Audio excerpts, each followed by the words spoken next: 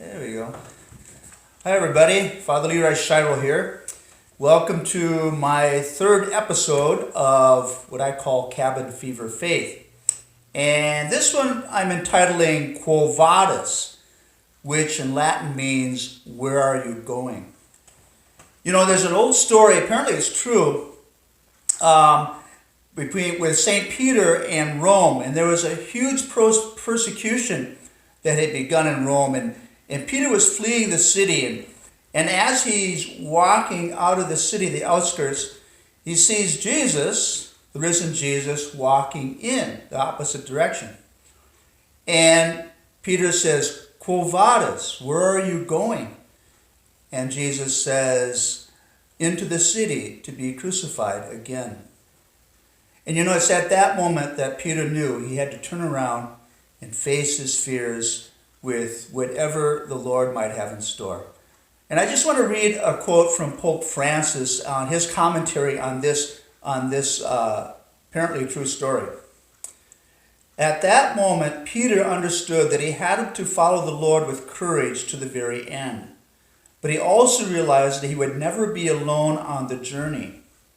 Jesus, who had loved them even unto death, would always be with him. Jesus, with his cross, walks with us and takes upon himself our fears, our problems, and our sufferings, even those which are deepest and most painful. With the cross, Jesus unites himself in the silence of the victims of violence, those who can no longer cry out, especially the innocent and the defenseless. The cross of Christ bears the suffering and the sin of mankind, including our own. Jesus accepts all this with open arms, bearing on his shoulders our crosses and saying, have courage, you do not have to carry your cross alone. And what that means to me is Jesus would never send us into a place that he himself would not go, and he would go with us.